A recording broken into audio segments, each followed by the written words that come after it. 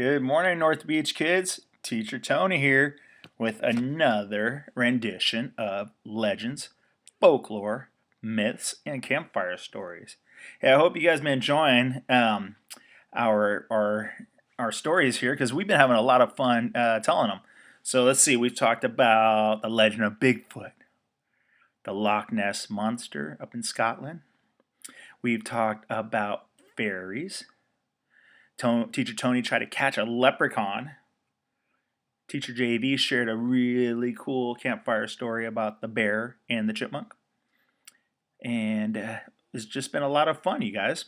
So, are you guys ready for another one? Cool, because I've got one for you guys that you're really going to enjoy. You probably actually heard about this next character, this next legend. But let's see what we got for you. Like most of these legends, myths, folklore, and campfire stories, they started a long time ago when people would tell stories and pass it down from generation to generation. And as the little picture in the top, this started way during the caveman days. And they would tell a story around the campfire like, oh, you should have seen the size of this dinosaur. His teeth were this big. And that story would grow and grow and grow until it became a legend or a myth or folklore. And as days progressed into the current times, we still tell incredible stories about fantasy, magic places, maybe some make-believe, maybe real, maybe a little bit of both. So our teachers read us fairy tales. Mommy and Daddy at bedtime, they read us some really fun stories about everything that you use your imagination about. And of course, the campfire stories. So this next myth, legend, folklore, and campfire story is about one person who is pretty amazing. You guys want to hear about him? Are you sure? All right, here he goes. Hercules, a hero of strength, hero of courage, and a hero of smarts. Hercules. Is he for reals, you guys? Or make believe? You guys be the judge. So in ancient Greece, that's a place that's all the way across the ocean. And in the old days, a long time ago, when they had somebody that was very special, somebody that they adored, idolized, they made statues. So these are all statues of Hercules.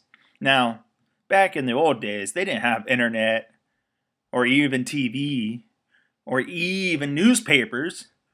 If somebody did a really good deed or something very special, they made statues. Now, these aren't just any statues, guys. These things are huge. Some of these statues are like 20 feet high. And if you go to places in Europe, you'll see these all over the place, like Greece and Italy and England and Germany and all over the place. And even here in San Francisco, at Washington Square Park, we have statues. There's one of Christopher Columbus. And then the other one by the playground there has the firemen and their statues. And those are kind of what people do. They would make statues of people of other people or heroes or legends that we thought were super special. So this legend, this myth, starts way back in the day, long time ago, in ancient Greece. Now everything was going splendidly in Greece. Everybody loved each other. Everybody got along. The farmers, they had their sheep and their cows out in the pasture. The people in the villages all got along. The bakers, the shoe cobblers, and everyone, even in the castle, the kings and the queens, and everybody all around the land was having a splendid, beautiful, lovely time until, oh my goodness, monsters started ravaging the land and scaring all the people, and these weren't good monsters. They were horrible. Some had big teeth. Some had big claws. Some were made of fire. It was not pretty. And they chased the people in all the villages. Oh! They destroyed houses. They burned villages. There was typhoons. They even turned people into ice. And they chased all the people. Ah! And they were too small and not very strong, so they couldn't protect themselves. What were they gonna do?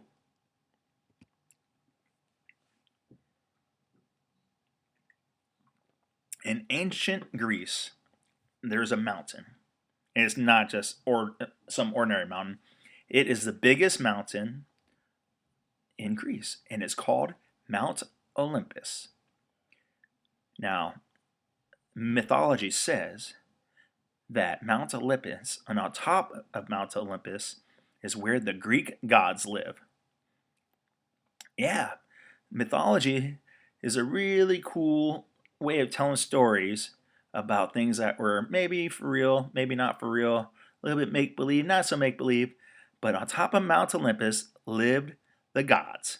And all the people down below in the villages and the farms and the cities, they're like, help us, help us.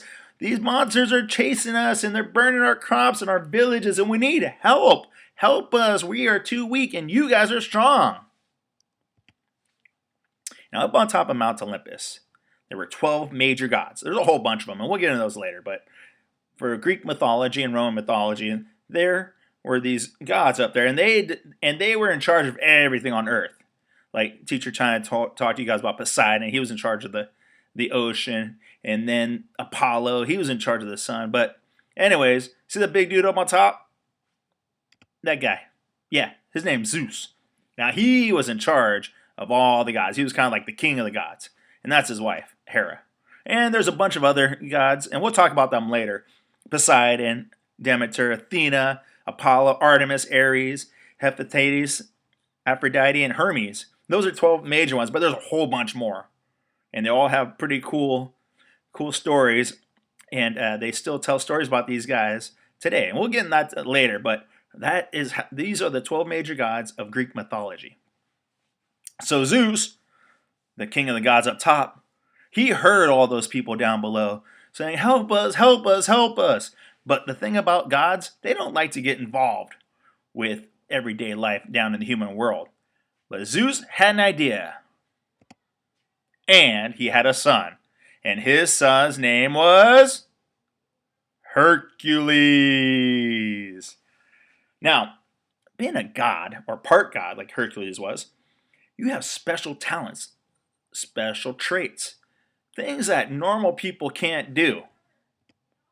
And as Hercules grew from a boy to a young man to a man, he got bigger and bigger and bigger. And he had superhuman strength. And not only that, he was very fast. He was very quick. He was very agile. And on top of all that, he was very smart. He knew how to get out of problems. So Zeus told all the people down below, like, all right, I'm going to send you my son, Hercules, and he's going to help everybody. And they didn't believe him at first because they thought the gods were going to come down and tame those titans and monsters. What is a human going to do? But this was no ordinary human. So the first challenge was a Nemean lion. Now this lion was humongous, ferocious, and he was getting all the lambs, all the goats, and all the cows along the countryside. And he would eat them and bring them back to his cave. Now, back in the old days, cows, sheep, goats, those were very important. All right? We couldn't go to Trader Joe's and just grab a bag of chips. The farmers, They had to provide that for the rest of the kingdom. So if we didn't have sheep, we wouldn't have clothes.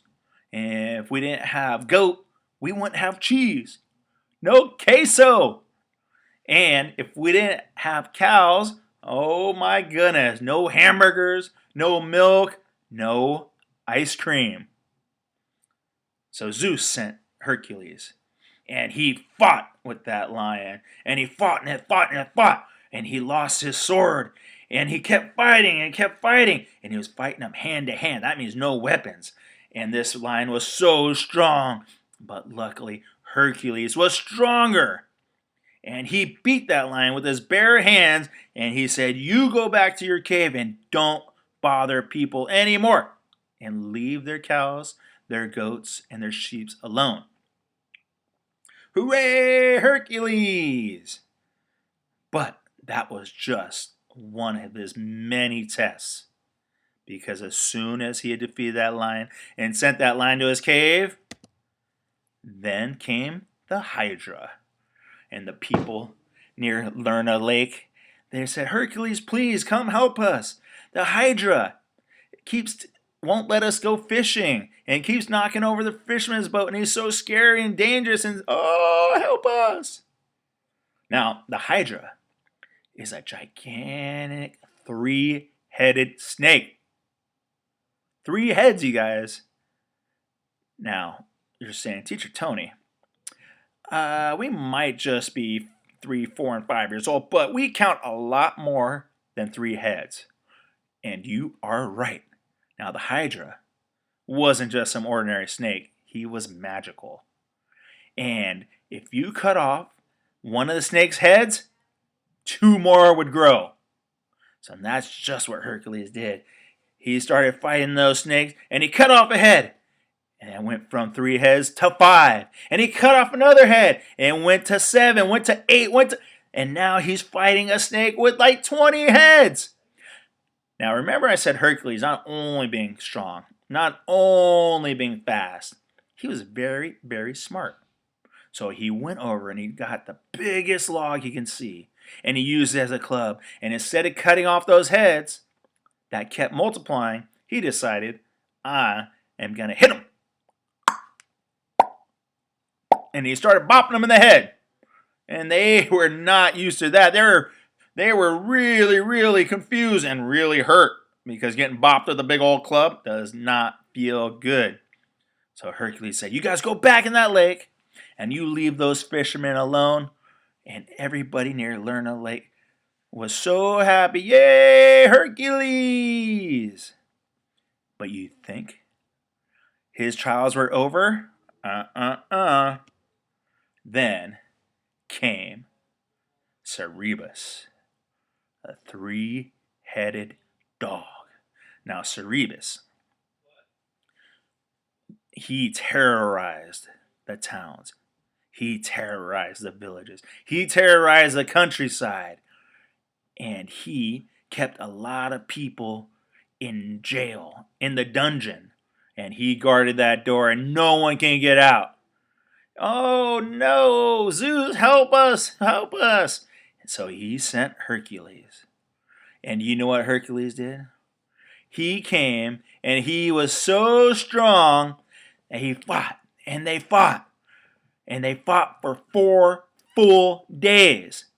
Luckily, Hercules was so strong, and finally at the end, he picked up Cerberus by his tail, and he swung him around and around and around. And he threw him all the way across the fields, over the mountain, and they didn't see Cerberus ever again.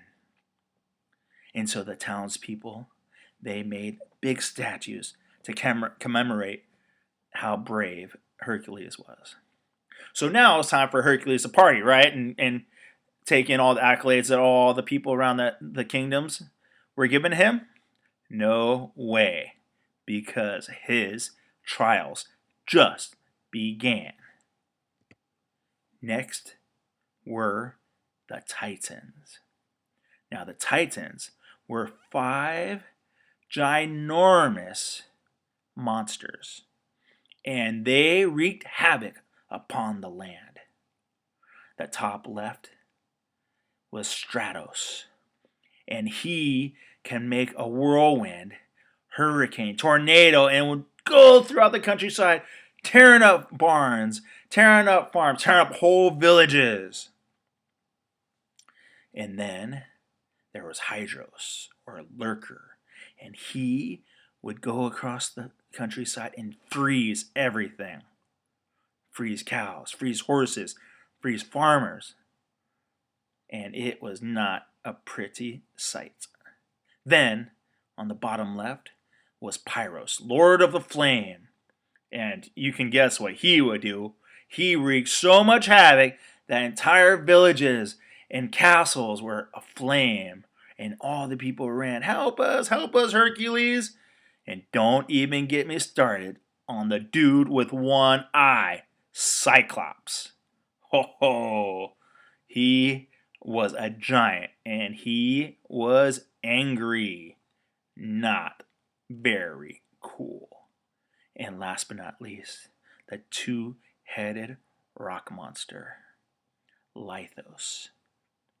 They were terrorizing the city, and all the people in the kingdom, they needed Hercules, their hero.